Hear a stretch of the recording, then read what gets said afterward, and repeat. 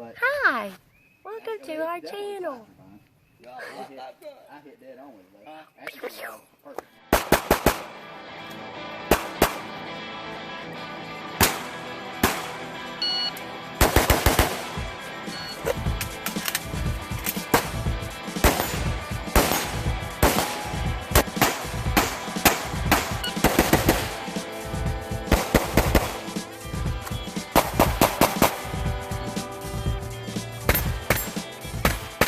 Hey everybody, welcome back.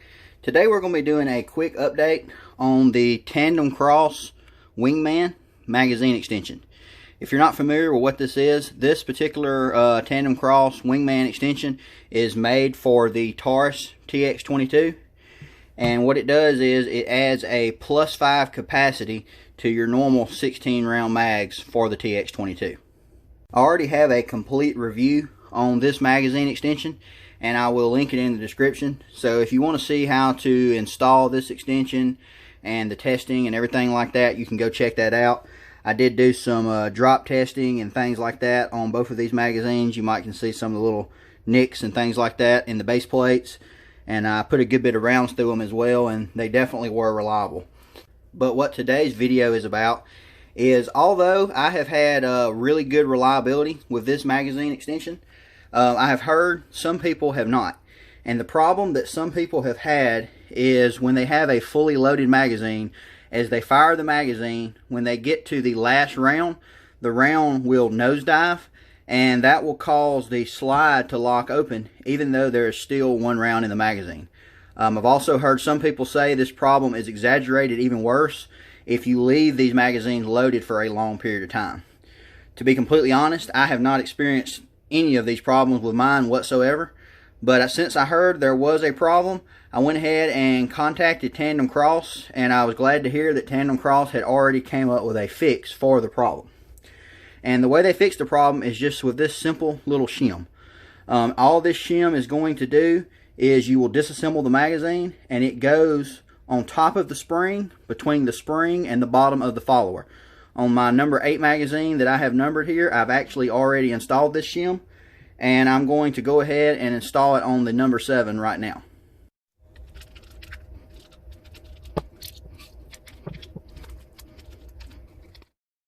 In the original review, I show how to install these magazine extensions, so I'm really not going to go into that too much.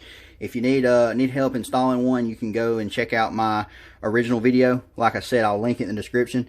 But all you'll do is, so this is your follower, so these are where your rounds would normally sit. Once you get this out and you have your shim here, you're just going to set this right there just like that with the flat side facing out, and then you're going to reassemble the magazine. You can see the shape of this little shim right there. If I can get the camera to stay in focus, the shape of this little shim is the same as the hole in the magazine. So all you'll do is you'll just set that on like that, and then you'll go ahead and reassemble the magazine.